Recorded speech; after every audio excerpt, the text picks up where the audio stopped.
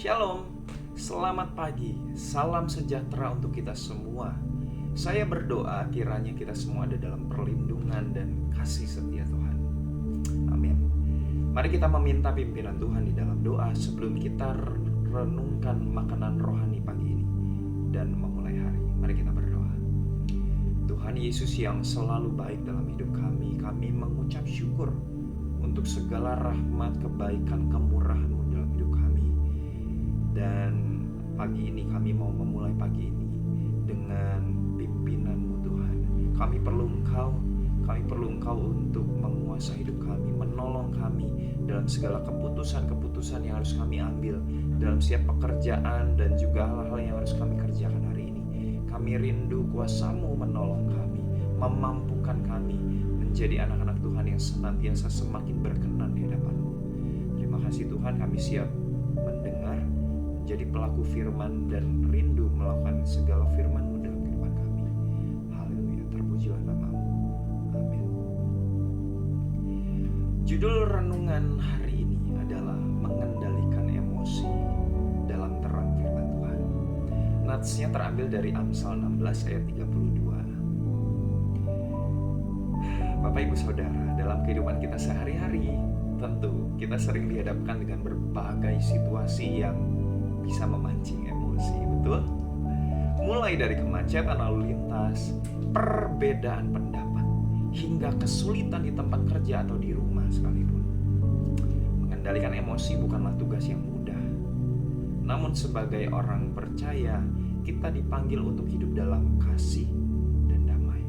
Yang berarti kita perlu belajar untuk mengendalikan emosi kita dengan bijak. Salah satu ayat Alkitab yang sering menjadi pegangan dalam hal ini adalah Amsal 16 ayat 32. Mengatakan bahwa orang yang sabar melebihi seorang pahlawan. Orang yang menguasai dirinya melebihi orang yang merebut kota. Ayat ini mengingatkan kita bahwa kemampuan untuk mengendalikan emosi adalah tanda kekuatan sejati. Kesabaran dan pengendalian diri lebih berharga daripada keberhasilan atau kekuasaan yang didapat melalui kekerasan atau paksaan.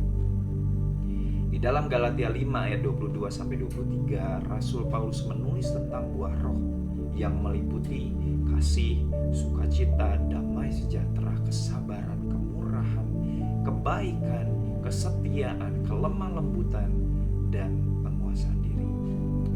Bapak Ibu Saudara, semua sifat ini saling berhubungan dan sangat penting dalam mengendalikan emosi. Ketika kita dipenuhi dengan Roh Kudus, kita diberdayakan atau kita tuh dimampukan untuk menunjukkan kesabaran dan penguasaan diri, bahkan dalam situasi yang paling menantang sekalipun. Ingat panggilan kita bahwa kita ini diciptakan, kita ini dirancang, dan tentu saja kita ini dimampukan oleh kuasa Tuhan untuk menghadapi berbagai tantangan dan badai cobaan yang menerpa. Amin. Mengendalikan emosi juga berkaitan erat dengan pengampunan, Bapak Ibu Saudara. Di dalam Efesus 4 ayat 26-27 kita diingatkan, apabila kamu menjadi marah, janganlah kamu berbuat dosa. Janganlah matahari terbenam sebelum padam amarahmu, dan janganlah beri kesempatan kepada iblis. Marah adalah emosi yang alami, tetapi kita tidak boleh membiarkannya berlarut-larut dan berubah menjadi dosa. Mengampuni mereka yang menyakiti kita adalah langkah penting dalam mengendalikan emosi dan menjaga hati kita tetap bersih di hadapan Tuhan. Yesus adalah teladan sempurna dalam mengendalikan emosi. Di dalam banyak kesempatan, Tuhan Yesus seringkali menunjukkan kesabaran dan kasih yang luar biasa, meskipun dia menghadapi perlakuan yang tidak adil, bahkan hinaan. Salah satu contoh yang paling kuat adalah saat Yesus disalibkan. Di dalam Lukas 23 ayat 34, Yesus berdoa, "Ya Bapa, ampunilah mereka, sebab mereka tidak tahu apa yang mereka perbuat." Di dalam saat-saat penderitaan yang luar biasa, Tuhan Yesus masih bisa menunjukkan kasih dan pengampunan. Mengendalikan emosi juga berarti kita harus memperhatikan bagaimana kita berbicara dan bertindak. Yakobus 1 ayat 19-20 mengingatkan kita, hai saudara-saudara yang kukasihi, ingatlah hal ini. Setiap orang hendaklah cepat untuk mendengar, tetapi lambat untuk berkata-kata, dan juga lambat untuk marah. Sebab amarah manusia tidak mengerjakan kebenaran di hadapan Allah. Kita dipanggil untuk mendengarkan lebih banyak, berbicara dengan bijak, dan menahan diri dari kemarahan yang tidak terkendali. Dalam menjalani proses ini, doa adalah kunci penting.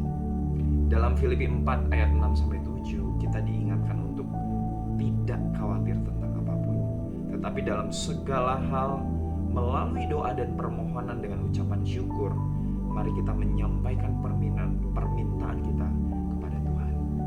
Damai sejahtera Allah yang melampaui segala akal akan menjaga hati kita, menjaga pikiran kita di dalam Kristus Yesus. Dan melalui doa, kita dapat menyerahkan emosi kita kepada Tuhan dan memohon kekuatan untuk mengendalikannya. Akhirnya, saudara-saudara, kita harus ingat bahwa mengendalikan emosi adalah proses yang berkelanjutan. Hal itu membutuhkan ketekunan di dalam doa dan tentu saja ketergantungan pada Roh Kudus. Dengan terus mendekat kepada Tuhan dan membiarkan Dia bekerja di dalam hati kita, kita dapat belajar untuk mengendalikan emosi kita dan hidup dalam damai sejahtera dan kasih yang sejati. Amin. Selamat menjalani hari ini dengan kuasa Roh Kudus yang memampukan kita untuk menjadi para pemenang atas emosi kita. Tuhan Yesus memberkati kita semua.